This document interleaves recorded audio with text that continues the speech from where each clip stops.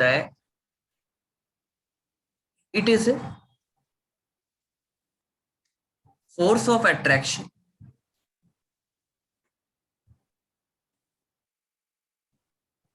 Between two और more than two elements।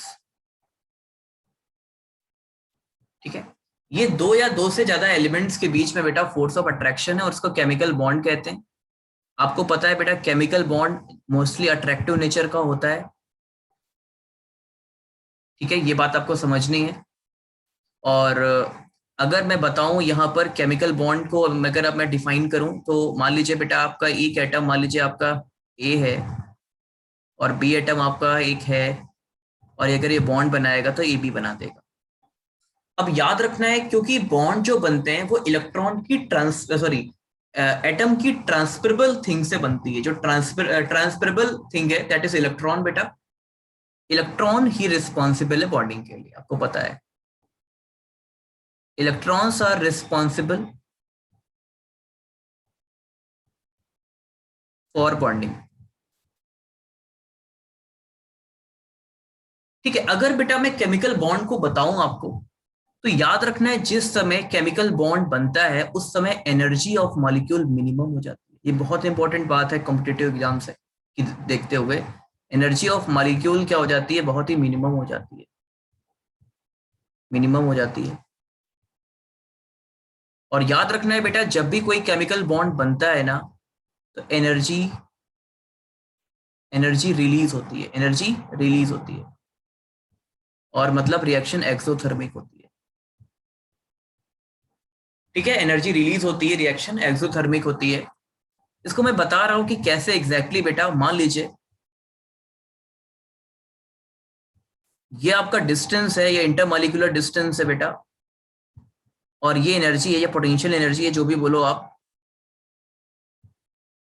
तो मान लीजिए बेटा ये जो डिस्टेंस है इस पॉइंट पे आपका कहीं बॉन्ड बन रहा है आपका, तो इस पॉइंट पे क्या होगी, एक बहुत ही मिनिमम एनर्जी आपको मिलेगी। ऐसे ये बहुत ही मिनिमम एनर्जी आपको मिलेगी बेटा, ये एनर्जी आपको बहुत ही मिनिमम एनर्जी मिलेगी।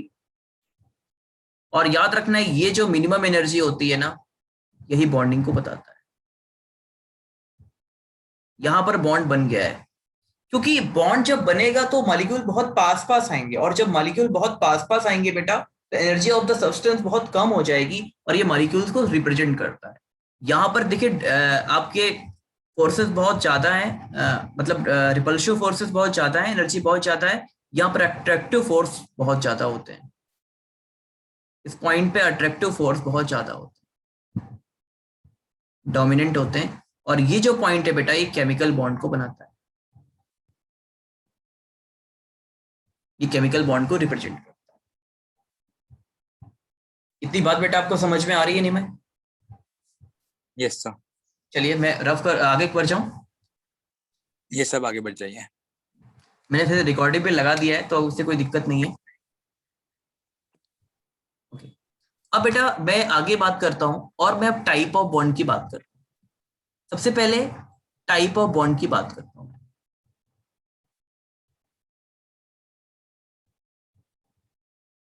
तो अगर मैं टाइप ऑफ बॉन्ड की बेटा आपसे बात करूंगा तो हमारे पास 3 टाइप के बॉन्ड है बेसिकली। एक तो आयोनिक बॉन्ड, जिन्हें कि हम इलेक्ट्रोवैलेंट बॉन्ड भी बोलते हैं।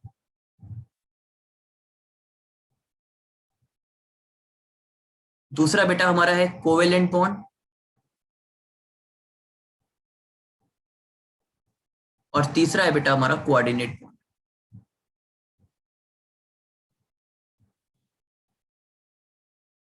ठीक है, ionic bond, covalent bond and coordinate bond. अब सबसे पहले मैं आपको बता रहा हूं बेटा कि जो ट्रांसफरेबल थिंग है that the transferable thing is electron. Electron से ही आप लोग को सब कुछ समझना है। तो आपको पता है बेटा कि आयनिक बॉन्ड अगर मैं स्टार्ट करूंगा, सबसे पहले मेरा मेन कोशिश क्या होगा, आयनिक बॉन्ड को समझना। सबसे पहले मैं ज्यादा आपको इधर उधर की चीजें ना बताता हूँ, डायरेक्ट आयनिक बॉन्ड पे चलूंगा पहले। और आपको पता है बेटा आयनिक बॉन्ड बेसिकली मेटल और नॉन मेटल के बीच बनता है। आपको ये भी पता होगा बेटा, जो आयनिक बॉन्ड होता है वो बेसिकली ट्रांसफर ऑफ इलेक्ट्रॉन से कारण बनता है। क्या बोले, कंप्लीट ट्रांसफर अगर वर्ड बोले तो ज्यादा अच्छा है। कंप्लीट ट्रांसफर ऑफ इलेक्ट्रॉन से बनता है बेटा। और इसको सबसे पहले जो रिप्रेजेंटेशन के लिए बताया वो ल्यूइस कोसल स्ट्रक्चर ने बताया। ल्यूइस कोसल एक साइंटिस्ट हुए जिन्होंने स्ट्रक्चर के थ्रू इसको समझाया कि कैसे हम लोग इलेक्ट्रॉन डॉट स्ट्रक्चर के थ्रू समझाते हैं। मान लीजिए बेटा एक कंपाउंड है NaCl, आपकी बॉन्डिंग देखनी है कि कैसे करेगा ये। तो Na के पास आपको पता है सोडियम इज 2,8,1, क्लोरीन 2,8,7 बेटा। सोडियम के पास 1 इलेक्ट्रॉन, क्लोरीन के पास 7 इलेक्ट्रॉन बेटा। तो ये क्या करेगा, ये इलेक्ट्रॉन एक्सेप्ट कर देगा, ये डोनेट कर देगा। आपको पता है यहाँ पर सोडियम के पास +1 चार्ज आएगा और क्लोरीन के पास -1 चार्ज आएगा और ये NaCl बना देगा। इस तरह से बेटा आपका NaCl बन जाता है। तो आयनिक कंपाउंड में क्या होता है कि कंप्लीट ट्रांसफर ऑफ इलेक्ट्रॉन होता है, आपको ये याद रखना है। ठीक है, हमेशा आपको याद रखना है बेटा, आयनिक कंपाउंड में कंप्लीट ट्रांसफर ऑफ इलेक्ट्रॉन होता है। ठीक है, चलिए आगे बढ़ते हैं। अब मैं इसको रफ कर दे रहा हूं, उससे पहले आप मुझे जरा बेटा CaCl2 का स्ट्रक्चर आपसे बन जाएगा, बना के दिखाइए जरा। या तो मतलब जैसे ड्रॉ करके डॉट्स बनाने होंगे। हाँ, डॉट्स भी। वैसे तो बेसिकली CaCl में हमें पता है उसका फॉर्मूला होता है 2882 हाँ और हाँ, Cl का फॉर्मूला होता है 287। फार्मूला ना बोल के बेटा, एक सेकंड, फार्मूला ना बोल के आप इलेक्ट्रॉनिक कॉन्फ़िगरेशन बोले उसे। ये सर इलेक्ट्रॉनिक कॉन्फ़िगरेशन। हाँ ओके, तो हमें जब लिखना होगा तो हम लोग पहले Ca पे जो है हमें पता है कि -2 चार्ज होगा हाँ बिकॉज वो 2 इलेक्ट्रॉन्स हैं, तो हम बेसिकली कुछ नहीं बनाएंगे, उसमें कोई एटम कोई इलेक्ट्रॉन होगा ही नहीं। और जो Cl है उस वो बेसिकली 1 सेकेंड, तो वो हर बार एक ही चार्ज एक्सेप्ट कर रहा है, तो बेसिकली हम उसको फुल बना देंगे, तो हम 8 इलेक्ट्रॉन शो कर देंगे उसके साइड में। हाँ, मतलब ये है बेटा, आपके पास 2 इलेक्ट्रॉन एक्स्ट्रा है आउटर मोस्ट सेल पे, ऑक्टेट के लिए 2 हटाने हैं इसको। और Cl के पास आपको पता है बेटा 7 है, इस Cl के पास 7 है। तो बेटा ये Ca क्या करेगा, इसको दे देगा एक, ये इसको दे देगा बेटा। तो ये बन जाएगा Ca2+। और ये 1 2 3 4 5 6 7 यहाँ पर 2- बन जाएगा। तो फार्मूला आपका बन जाएगा CaCl। ठीक बात है, मतलब ये 1- का मतलब 2 Cl हो जाएंगे एक्चुअली। बात आ रही समझ में? ये समझ आ गया। चलिए, अब मुझे जरा जल्दी से आप बना के दिखाइए बेटा MgO का स्ट्रक्चर। MgO बना पाएंगे आप? ये सब बना दूंगा।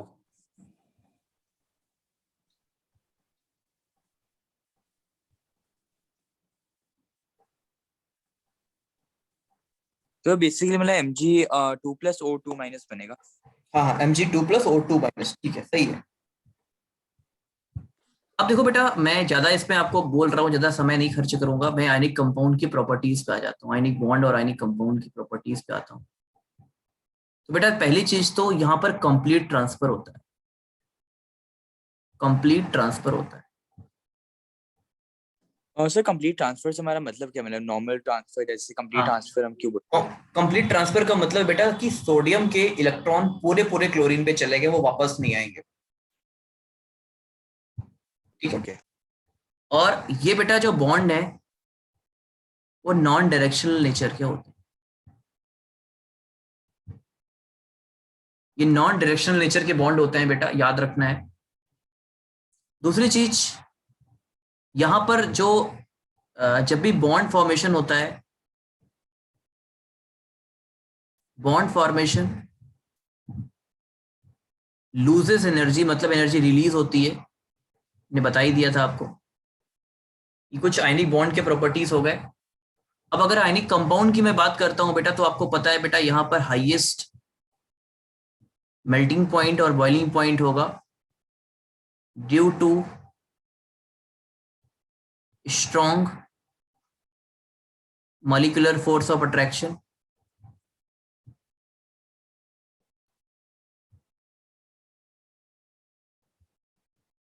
ठीक है, बहुत ही स्ट्रांग होगा बेटा। और याद रखना है ये जनरली सॉलिड स्टेट पे मिलेंगे बेटा। दूसरा, ये सॉलिड स्टेट पे इलेक्ट्रिसिटी के बैड कंडक्टर होंगे, बट मोल्टन स्टेट में they are good conductor.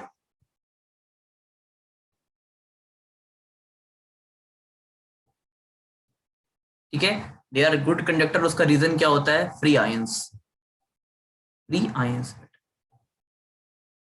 Free ions के कारण। ठीक है, ये क्लू क्लू क्लू पॉइंट है सारे, मैं नोट करता चल रहा हूं आपके साथ ताकि आपको चीजें सही मिलें, थोड़ी सी सही मिलें। यहाँ तक क्लियर है बेटा? Yes sir.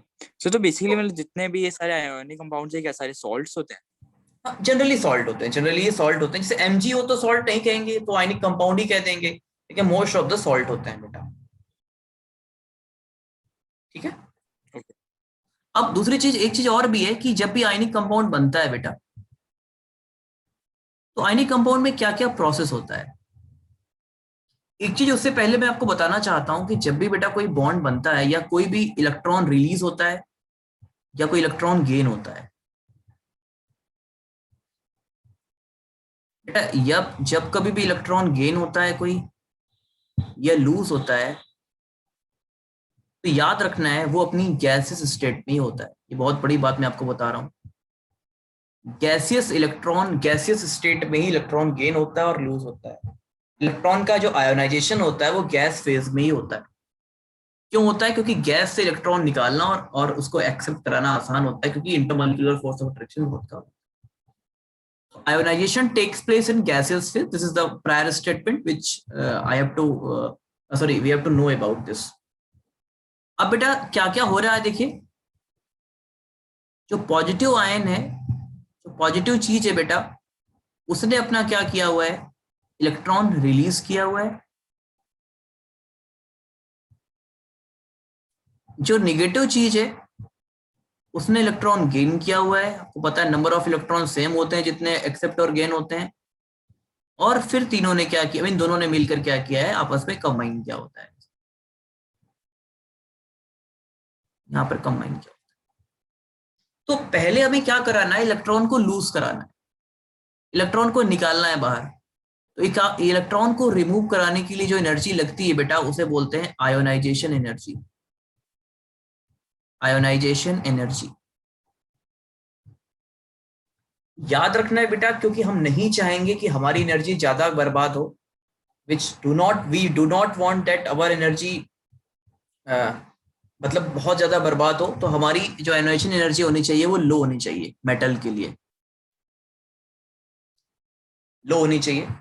Non metal B है बेटा, बी इलेक्ट्रॉन गेन कर रहा है, और इलेक्ट्रॉन गेन करके क्या बन रहा है? स्टेबल बन रहा है, क्योंकि इसका ऑक्टेट कंप्लीट हो रहा है। और ऑक्टेट कंप्लीट होने के बाद ये इसकी एनर्जी बढ़ जाएगी, तो ये हाई इलेक्ट्रॉन गेन एनर्जी होती है।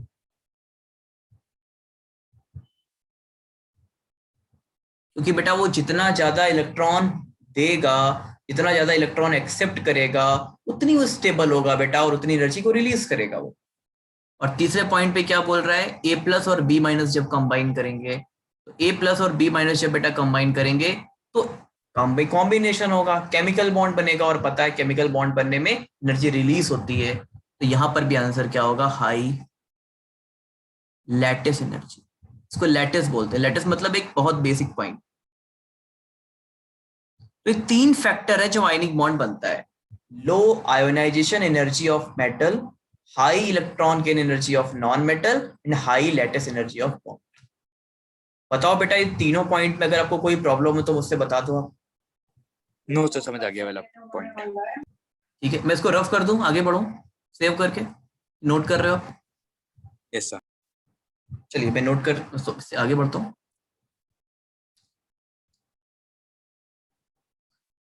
अब मैं आपको एग्जांपल देना चाहूंगा बेटा NaCl का। देखिए एक बात नहीं, में जानना है आपको कि NaCl नेचर में NaCl की तरह ही मिलता है।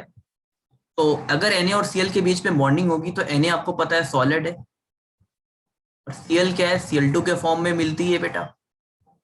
मान लीजिए मुझे एनर्जी कैलकुलेट करने को आ जाए कि यहाँ पर कितनी एनर्जी लगेगी बॉन्ड बनाने में, कितनी एनर्जी रिलीज होगी, तो चलिए मैं समझाता हूँ इस प्रोसेस को पूरा और कैलकुलेशन कराता हूँ एनर्जी डायग्राम आपको।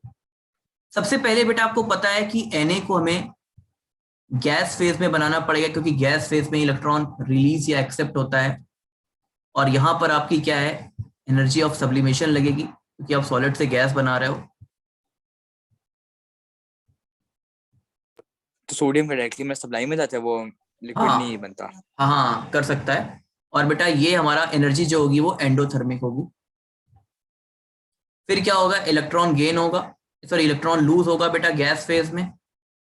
तो आपको पता है आयोनाइजेशन एनर्जी लगेगी, आई मैंने सॉल्ट में लिख दिया है। ये कैसी होगी, ये भी एंडोथर्मिक बेटा। अब इधर पे क्लोरीन के बीच बॉन्ड टूटेगा तो क्लोरीन बनेगा, ये क्लोरीन क्लोरीन के बीच बॉन्ड टूटेगा बेटा, तो बॉन्ड एनर्जी लगेगी यहाँ पर। और ये भी कैसी होगी, एंडोथर्मिक होगी। फिर इलेक्ट्रॉन गेन होगा, इलेक्ट्रॉन गेन एनर्जी लगेगी बेटा, ये एक्सोथर्मिक होगी। फिर क्या होगा, Na आयन और Cl आयन आपस में मिल जाएंगे, NaCl बना देंगे, सॉलिड बना देंगे, ये एक्सोथर्मिक होगी। और ये लैटिस एनर्जी होगी। Overall energy, overall energy release होगी, तो ये एक्सोथर्मिक प्रोसेस होगा, याद रखना है बेटा। अगर अगर आप इसकी इंथैल्पी वैल्यू लेते हो, मैंने आपको फर्स्ट चैप्टर में बताया था, इंथैल्पी क्या होगी एक्सोथर्मिक प्रोसेस के लिए, निगेटिव होती है, उल्टा चलता है, याद रखना है। एंडो के लिए जो इंथैल्पी चेंज होता है वो पॉजिटिव होता है, और एक्सोथिक के लिए आपको नोट करना है इंथैल्पी चेंज क्या होता है, निगेटिव होता है। तो आप देख रहे हो जो ओवरऑल ऐसे निकालेंगे, मान लो आपको सारी वैल्यू, छोटी छोटी वैल्यूज दिए जाए A1 A2 A3, और आप ओवरऑल अगर एनर्जी निकालोगे तो ओवरऑल एनर्जी आपकी निगेटिव में आएगी, ये आपको याद रखना है। और याद रखना ओके। है इस पूरे साइकिल को हम लोग बोलते हैं Haber cycle, Born Haber cycle बोलते हैं, ठीक है। यस, सो बेसिकली एंथैल्पी की मतलब यूनिट क्या होती है, जूल्स होती है? इंथैल्पी की यूनिट, हाँ इंथैल्पी क्या है, कांस्टेंट प्रेशर पे हीट ही तो है, तो जूल होगी, वो कैलोरी होगी। ओके। एक सेकंड बेटा बस आता हूँ मैं, एक सेकंड।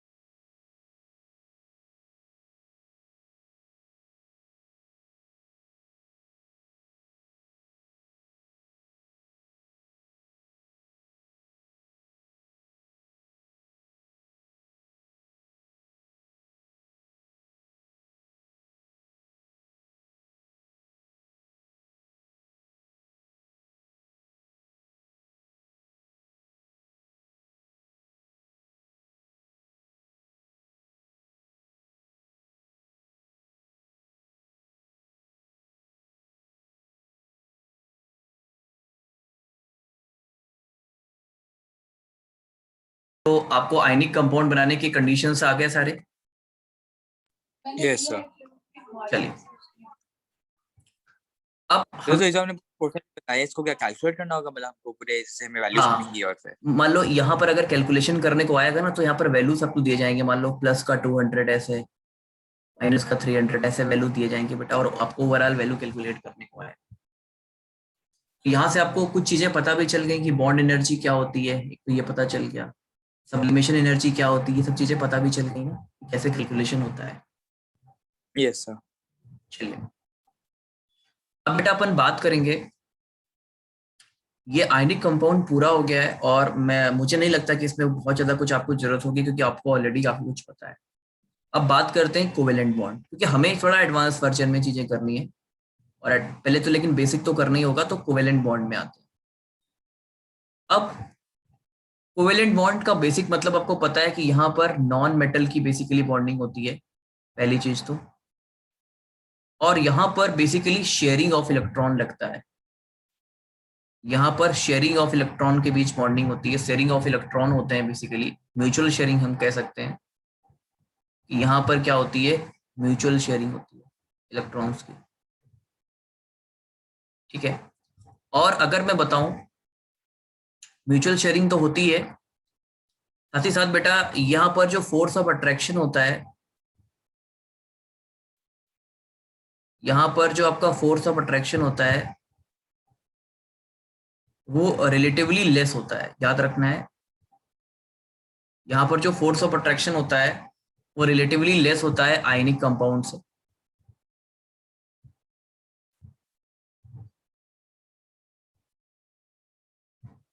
यहाँ पर फोर्स ऑफ अट्रैक्शन भी कम होता है। और यहाँ पर जो बॉन्ड बनते हैं बेटा वो कैसे बनते हैं, ये अगर एक इलेक्ट्रॉन शेयर होगा तो सिंगल बॉन्ड, दो इलेक्ट्रॉन शेयर होगा तो डबल बॉन्ड, और तीन इलेक्ट्रॉन शेयर होगा तो ट्रिपल बॉन्ड, ठीक है, याद रखना है। इसके बाद भी मैं आपको बताऊंगा, कुछ आगे भी बताऊंगा इसके बाद, ठीक है। तो थोड़ा सा और भी आपको मैं बताऊं, अगर कैसे, मान लीजिए मैं हाइड्रोजन हाइड्रोजन के बीच बेटा बॉन्ड बनाना चाहता हूँ, तो आपको पता है बेटा H और H के बीच जब बॉन्डिंग होगी तो एक इस इलेक्ट्रॉन इसका, एक इलेक्ट्रॉन इसका, लुईस डॉट स्ट्रक्चर तो आपको मैं बनाना बताया, ये ऐसा जैसे डुप्लेट कंप्लीट हो जाएगा, और ये बेटा इसका, तो देख रहे हैं यहाँ पर एक एक इलेक्ट्रॉन शेयर हुआ है तो ये HH बन जाएगा। ऐसे बेटा अगर आपको O2 बनाना हो, O और O के बीच इलेक्ट्रॉन होंगे तो 1 2 3 4 5 6, और इसी तरह बेटा इस O में होंगे 1 2 3 4 5 6, तो बेटा ये हमारे देखिए कितने हो गए, ये 2 हो गए तो 8 हो गए। इसी प्रकार बेटा ये हमारे कितने हो गए, ये 2 हो गए तो 8 हो गए। तो O और O के बीच में दो इलेक्ट्रॉन शेयर हो गए तो O डबल बॉन्ड हो आ गया। और याद रखना है बेटा इसके बाद अगर मैंने N2 को बनाया, N और N के बीच बेटा 1 2 3 4 5, यहाँ पर भी, और यहाँ पर भी ऐसा ही होगा बेटा, क्या होगा 1 2 3 4 5, तो ये 5 और 3 शेयर हुए तो 8 हो गया बेटा, और ये 5 और 3 शेयर हुआ तो 8 हो गया बेटा, तो N ट्रिपल बॉन्ड N हो गया। आपको एक चीज याद रखनी है, यहां पर देखिए बॉन्डिंग इलेक्ट्रॉन कितने हैं, बॉन्डिंग इलेक्ट्रॉन आपके 2 हैं, 2 हैं। आपको एक बात समझ में आ गई कि one bond is formed by 2 electron, one bond is formed by 2 electron, ये आपको बात समझ में आ गई बेटा। यहाँ पर यस बॉन्ड सर। कितने हैं, कि जो हमने N2 की बॉन्डिंग दिखाई है उसमें तो मतलब N2 के जो है 7 एटॉमिक नंबर नहीं होता, तो उसमें 7 इलेक्ट्रॉन्स नहीं होने चाहिए। बेटा 7 होते हैं ना, तो आउटर मोस्ट सेल पे 2,5 5 ही तो बनाओगे आउटर, क्योंकि बॉन्ड फॉर्मेशन में तो वैलेंस इलेक्ट्रॉन ही पार्टिसिपेट करते हैं, ये तो पता है ना आपको। ओ यस सर, वो अच्छा हाँ समझ गया। क्लियर है। यस। तो बॉन्ड फॉर्मेशन में तो यही इलेक्ट्रॉन पार्टिसिपेट करते हैं। चलिए, तो ये बेटा क्या हुआ हमारा 5। अब यहाँ पर देखिए एक चीज निमय और चीज आपको जाननी जो बड़ी इंपॉर्टेंट चीज है, यहाँ पर देखिए ये जो 4 इलेक्ट्रॉन है ना, ये पार्टिसिपेट ही नहीं किए, देखो 2 ही तो पार्टिसिपेट किए, 4 तो बचे रहे ना।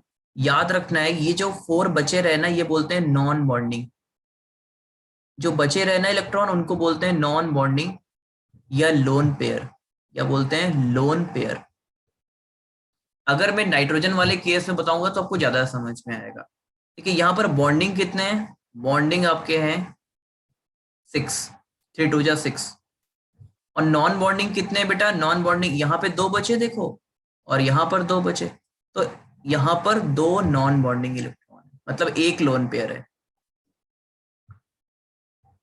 ये बात समझ में आ रही है आपको? नहीं सर भाई, इसको दोबारा एक्सप्लेन कर सकते हैं? ऐसे कि अगर मतलब 1 सेकेंड, हाँ। एक सेकंड में चेक, एक सेकंड देख रहा हूँ मैं। हम्म। सर इस वाले में दो दो जो है नॉन बॉन्डिंग होने चाहिए, बिकॉज टोटल जैसे कि 10 इलेक्ट्रॉन्स है जो इसमें पार्ट ले रहे हैं, तो हाँ, टोटल 10 इलेक्ट्रॉन है, टोटल 10 है, तो हर एक एटम पे 2-2 है ना। ये सर हर एक एटम में, तो फिर में से जो है 6 तो बॉन्डिंग करे, जो मतलब हाँ इससे हाँ। जो मिल जो शेयर हो रहे हैं, और जो है तो फिर 4 जो है नॉन बॉन्डिंग नहीं होने चाहिए? नहीं नहीं, आप मेरी बात समझो, मेरा मतलब भी वही है जो आप बोल रहे हो। मैं बोल रहा हूँ पर एटम पे two two bond non bonding. Okay okay. ठीक है, तो अगर आपका कहना क्वेश्चन भी। है तो एक मतलब क्या एटम का देखना होगा, एक एटम का या फिर सारे एटम्स को मिलाकर? नहीं नहीं, वो एक एटम पे ही पूछता है, पर्टिकुलर एटम पे। ओ ओके। ठीक है, दूसरा, आपको पता है बेटा यहाँ पर सबसे स्ट्रॉन्ग बॉन्ड ये वाला है, आपको पता ही है। अगर मैं बॉन्ड स्ट्रेंथ की बात करूं, तो सबसे अच्छी स्ट्रेंथ ट्रिपल बॉन्ड की होती है, फिर डबल बॉन्ड की बेटा, फिर सिंगल बॉन्ड की, अगर मैं स्ट्रेंथ की बात करता हूँ, क्योंकि यहाँ पर बहुत सारा अट्रैक्शन लग रहा है। याद रखना है, कार्बन कार्बन सिंगल बॉन्ड का जो बॉन्ड लेंथ है वो 1.54 एंगस्ट्रॉन्ग होता है, वैल्यूज याद करने हैं आपको। डबल बॉन्ड का बेटा 1.28 एंगस्ट्रॉन्ग होता है, और ट्रिपल बॉन्ड का 1.10 एंगस्ट्रॉन्ग होता है बेटा। ठीक है, ये वैल्यूज भी आपको याद करने हैं। सर मेरे को इससे मतलब इसका एक्चुअली मीनिंग समझ नहीं गया, कार्बन का सिंगल और डबल बॉन्ड कैसे बनेगा? अच्छा, कैसे बनेगा वो आप, मैं बताता हूँ, अभी वैल्यूज आप नोट कर लो बस। अच्छा, ये तो तुम्हें समझ में आ रहा है ना, कार्बन कार्बन की लेंथ जहां पर सबसे ज्यादा है वो बॉन्ड सबसे वीक होगा। लेंथ मतलब? लेंथ मतलब कार्बन कार्बन जहां सबसे पास में वो बॉन्ड सबसे स्ट्रांग होगा ना। अच्छा, मतलब मतलब मॉलिक्यूल्स एक दूसरे से कितने दूर है बेसिकली? हाँ देखो, ये ऐसे है और ये ऐसे है मान लो, तो नीचे वाले में फोर्स कम होगा ना। यहाँ पे ए की वैल्यू क्या, मतलब ए मतलब क्या होता है? एम्ब्रेस्ट्रॉन्ग, एम्ब्रेस्ट्रॉन्ग यूनिट होता है ना। ओ आर्मस्ट्रॉन्ग, ओके ओके। आर्मस्ट्रॉन्ग जो इक्वल टू, फिजिक्स में पढ़ते हैं ना ये। यस सर, याद आ गया, ओके समझ गया। क्योंकि एटॉमिक साइज इसी यूनिट का होता है। चलो आगे बढ़ा जाए। यस। चलिए,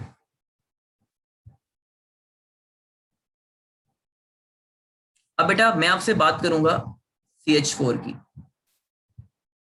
देखिए CH4 में क्या है, अभी तक तो जो हम बात कर रहे थे ना, वो बात कर रहे थे हेट होमो होमो एटम की, एक जैसे की बॉन्ड कर रहे थे। अब अलग अलग एटम के बीच बॉन्ड करनी, जैसे CH4 देखिए, CH4 में याद रखना है, यहाँ पर जो सेंट्रल एटम होता है वो बहुत ही कम मात्रा में होता है। सब C को सेंट्रल एटम मानेंगे क्योंकि इसके नंबर कम है। फिर H, फिर H, फिर H, और फिर बेटा H। तो आपको पता है यहाँ पर 1 इलेक्ट्रॉन, यहाँ पर 1, यहाँ पर 1, और यहाँ पर 1। और आपको पता है कार्बन पे कितने इलेक्ट्रॉन है, 4। 4 इलेक्ट्रॉन है कार्बन पे। कार्बन को 8 करने, तो 8 करने से बेटा सबके म्यूचुअली शेयर करेगा। मैंने कहा म्यूचुअल शेयरिंग बहुत इंपॉर्टेंट है, ऐसे बेटा। और साथ ही साथ आपको एक बात याद रखना है कि हाइड्रोजन को 2 चाहिए, तो म्यूचुअल, क्योंकि इसने एक शेयर किया तो ये भी एक शेयर करेगा इसका, ये ऐसे ये शेयर कर लेगा इसका, ये शेयर कर लेगा इसका बेटा, और फिर ये शेयर कर लेगा। तो आप देख रहे हो कि यहां पर कार्बन और हाइड्रोजन के बीच कुछ ऐसी बॉन्डिंग हो रही है। यहां पर टोटल जो बॉन्डिंग इलेक्ट्रॉन होंगे, अगर मैं टोटल बॉन्डिंग इलेक्ट्रॉन की बात करूं, यहां पर बॉन्डिंग इलेक्ट्रॉन कितने होंगे, 8 होंगे बेटा। ठीक है, इसी तरह अगर बेटा मैं आपसे बात करता हूं C2H4 की बात करता हूं, C2H4 की बात करता हूं, क्योंकि आपने कहा था sir single bond double bond सिखा दीजिए। तो याद रखना है कि डबल बॉन्ड हमेशा तब आएगा जब कम से कम 2 कार्बन होंगे, और ट्रिपल बॉन्ड भी तब आएगा जब हमेशा कम से कम 3 कार्बन होंगे, सॉरी 2 कार्बन होंगे, क्योंकि एक में डबल बॉन्ड पॉसिबल नहीं है। एक में डबल बॉन्ड पॉसिबल नहीं है बेटा, तो एटलीस्ट वो 2 में आएगा। अब चलिए आगे बात करते हैं। आगे ये बात करते हैं बेटा कि अगर हम लोग ये देखते हैं कि कार्बन और कार्बन के बीच कितने कितने इलेक्ट्रॉन है, 4 इलेक्ट्रॉन है, देखिए ऐसे। और यहां पर भी 4 है, और आप देख रहे हैं बेटा यहाँ पर हाइड्रोजन है, यहाँ पर आपका हाइड्रोजन है, यहाँ पर आपका हाइड्रोजन है और यहाँ पर आपका हाइड्रोजन है। तो हाइड्रोजन और कार्बन, तो आपको कार्बन तो हाइड्रोजन तो फायदा ले लेगा अपना, 1 इलेक्ट्रॉन शेयर कर लेगा बेटा, ये भी 1 इलेक्ट्रॉन शेयर कर लेगा ऐसे, हाइड्रोजन ये भी 1 शेयर कर लेगा ऐसे, और ये भी 1 शेयर कर लेगा, तो ये तो सैचुरेट हो गया। कार्बन के साथ प्रॉब्लम क्या है बेटा, कार्बन के साथ एक प्रॉब्लम ये आ रही है कि कार्बन के पास देखो क्या है, 1 2 1 2 3 4 5 और 6 इलेक्ट्रॉन हो रहे हैं, क्योंकि हाइड्रोजन के पास 1 1 है, तो 6 ही हो रहे हैं। तो बेटा कार्बन क्या करेगा, कार्बन यहां से शेयर करेगा, क्योंकि इसके पास भी 6 हो रहे हैं, इसके पास भी 6 हो रहे हैं, तो कार्बन कहेगा आओ दोनों मिलकर एक हो जाएं और दोनों शेयर कर लें।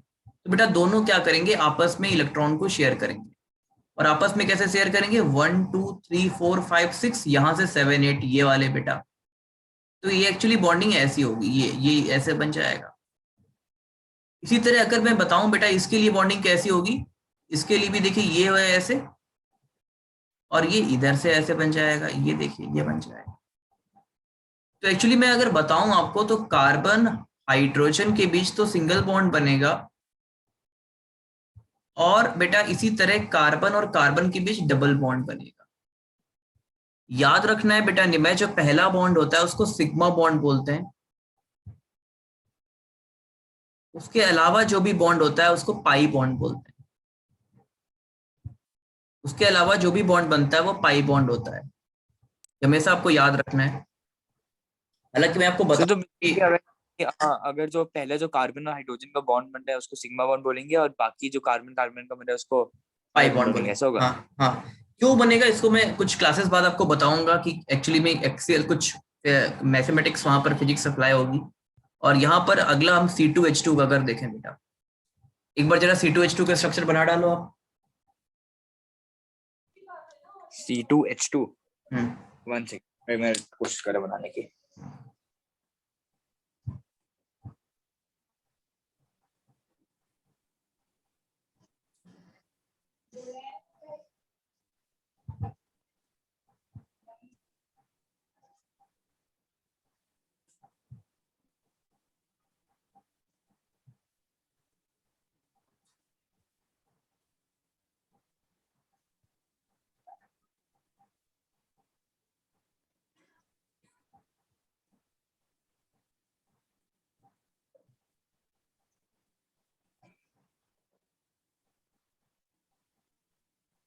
सर एक बार मैं बनाई, बार आप बना दीजिए तो फिर कंफर्म कर लूं कि मेरा सही है नहीं।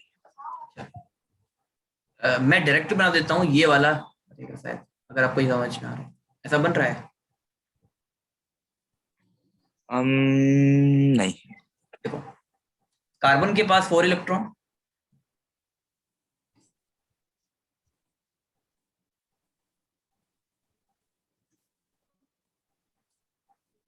कार्बन के पास क्या है, हाइड्रोजन है, और यहाँ भी हाइड्रोजन है, ये शेयर कर लिया, ये शेयर कर लिया।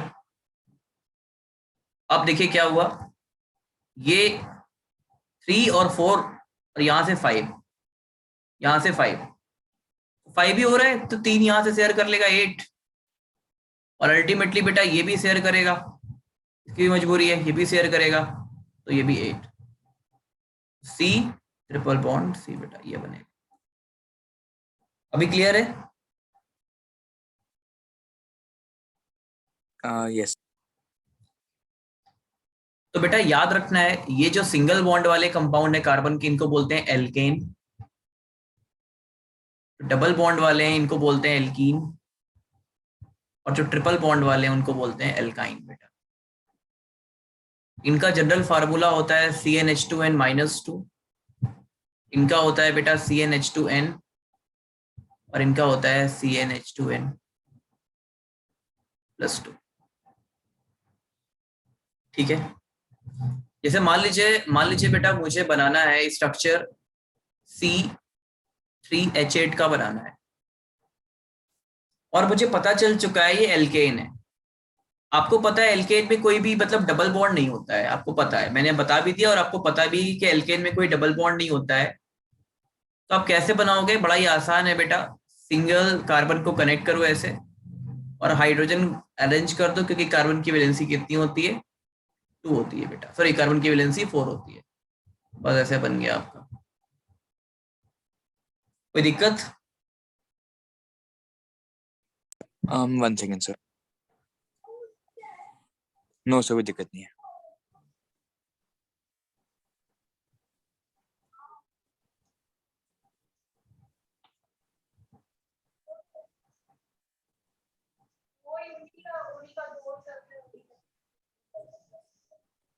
ओके,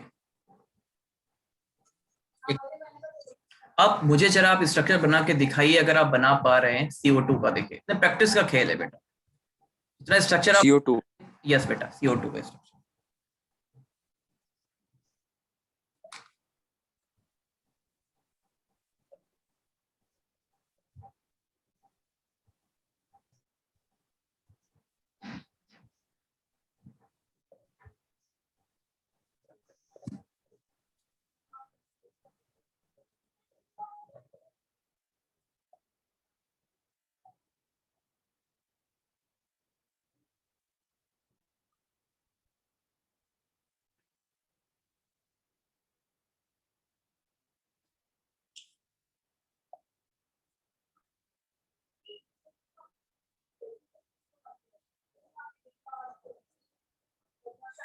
सर बन गया, एक बार आप बना दीजिए तो मैं कंफर्म कर लूँ कि सही बना है नहीं।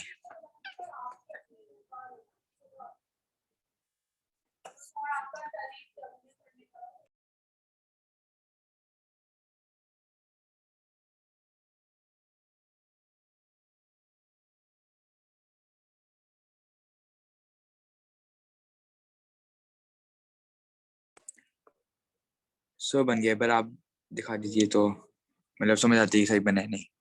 Okay okay, I will.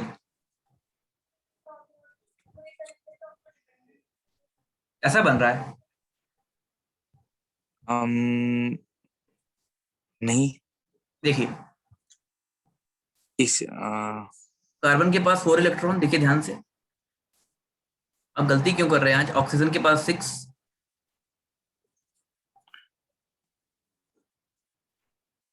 अब देखो बेटा, ये कार्बन क्या करेगा, ये अपने ऐसे कर लेगा 8, ये ऑक्सीजन क्या करेगा 8, कि म्यूचुअल यस सर। शेयरिंग, तो यहां से भी 2 और यहां से भी 2।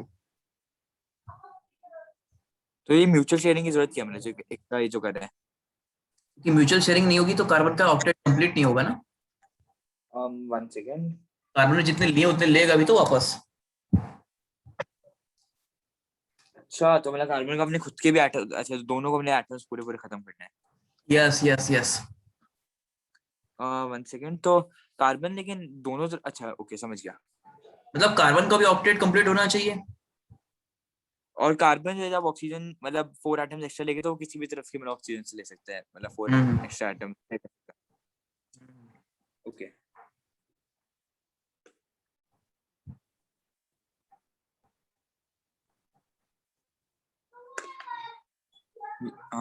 ओके सर, समझ आ गया ये।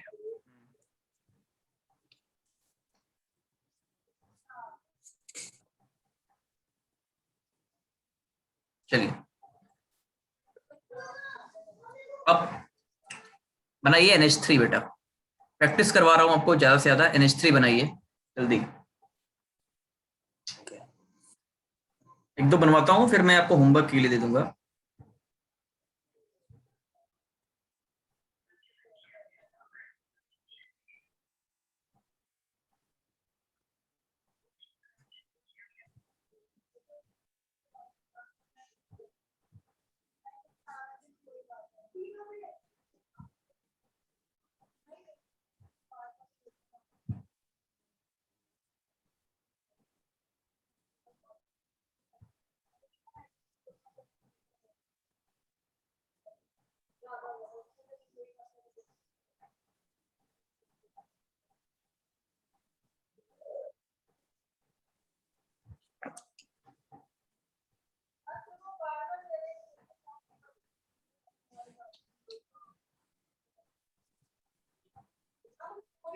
सर बन गया। कैसा बना? मैं बनाऊं? हाँ एक बार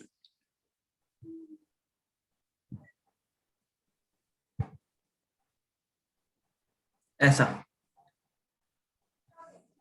ऐसा मतलब मैं जो इसलिए मतलब ऐसे इलेक्ट्रॉन्स मतलब क्रॉस क्रॉस बना बना के इलेक्ट्रॉन बनाते हैं, उनको शेयर करते हुए दिखा दिया, ऐसे नहीं लिखेंगे नहीं, कैसे इसको? आपको आपको ये वाला जरूर लिखना है, आपको ये वाला आखिरी में जरूर लिखना होता है, ये वाला स्ट्रक्चर।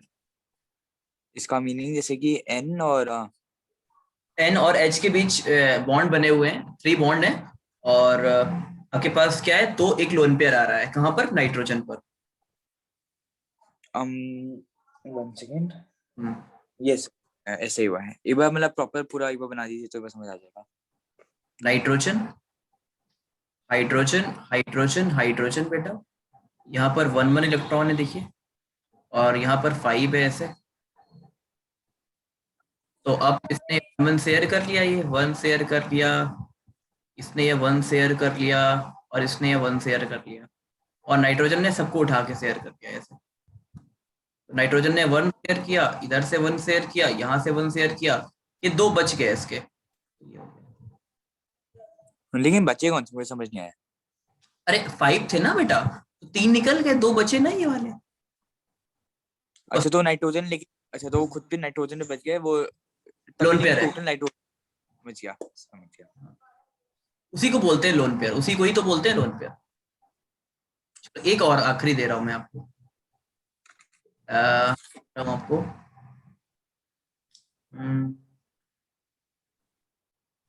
PH3 बना, फास्फोरस PH3 हो जाना चाहिए। HCl बना लो एक, H2O बना लो। ये क्या होमवर्क करना है? नहीं नहीं, अभी अभी अभी H2O बनाओ, चलो सबसे पहले H2O बना लो, H2O बहुत कॉमन है।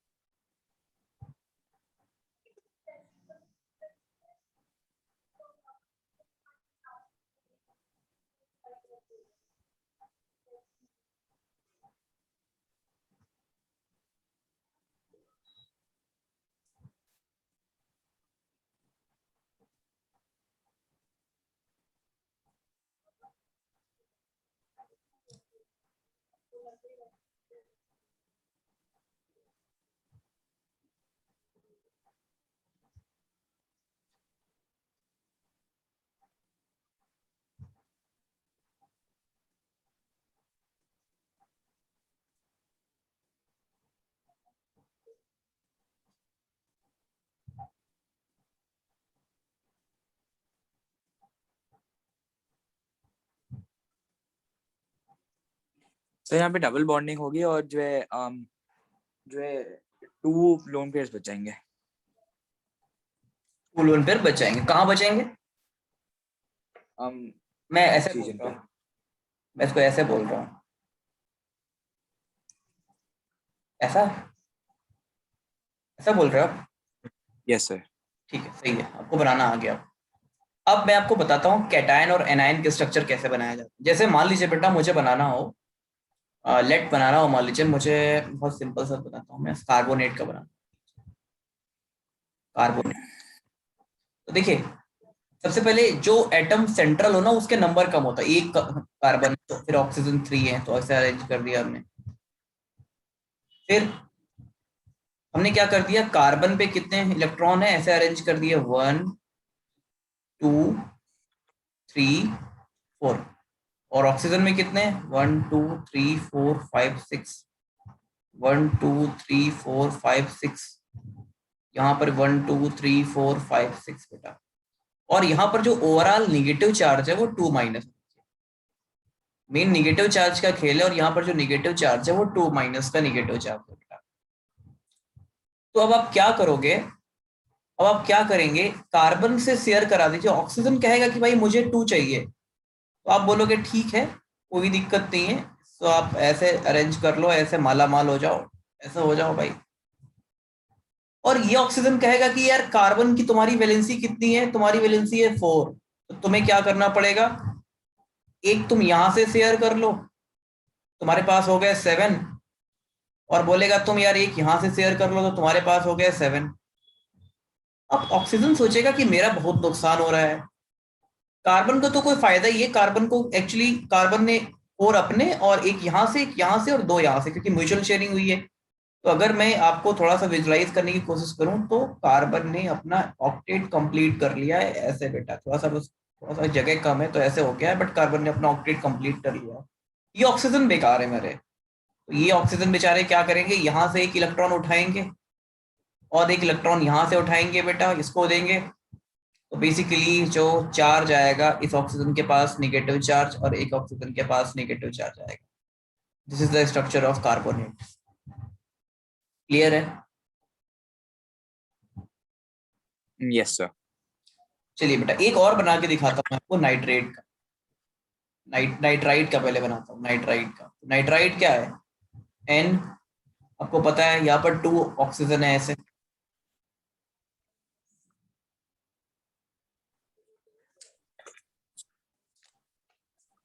और यहाँ पर माइनस चार्ज। आपको पता है बेटा इस नाइट्रोजन के पास कितने इलेक्ट्रॉन है, 5 इलेक्ट्रॉन है। और यहाँ पर 1 2 3 4 5 6 ऐसे 2 3 4 5 6। तो नाइट्रोजन 5 है और ये 6 है, यहाँ पर भी 6 है बेटा। तो यार नाइट्रोजन के साथ एक बहुत बड़ा प्रॉब्लम है कि नाइट्रोजन को 3 चाहिए और इस ऑक्सीजन को 2 चाहिए। तो ये कहेगा कि ठीक है भाई तो मुझे 2 दे दो, मेरे 8 हो गए।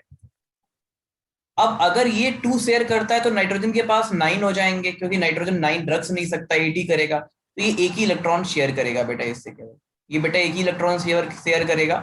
नाइट्रोजन के पास देखिए 8 हो गए। 8 कैसे हो गए, ये 5 अपने, एक 1 यहाँ से और 2 यहाँ से। तो नाइट्रोजन के पास अल्टीमेटली कितने हो गए, 8 हो गए बेटा।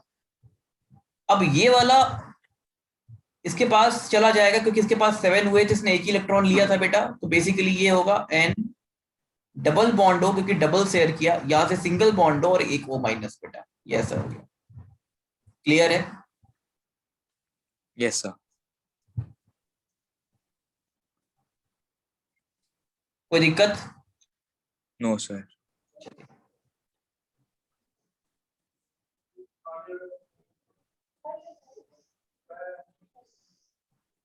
अब जरा मुझे एक और बना के दिखाओ बेटा, अमोनियम। अमोनियम है,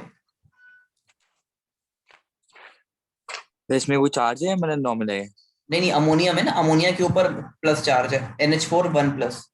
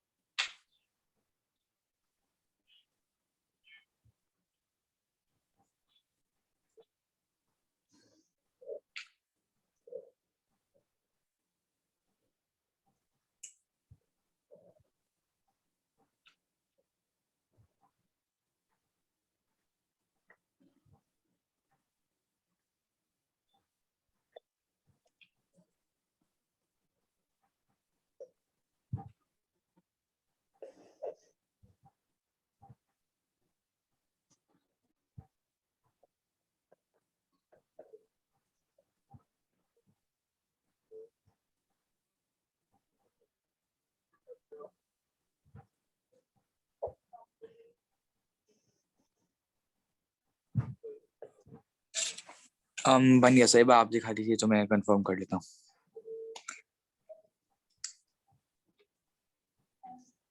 दिस N H H और H, ये तो हो ही गया बेटा।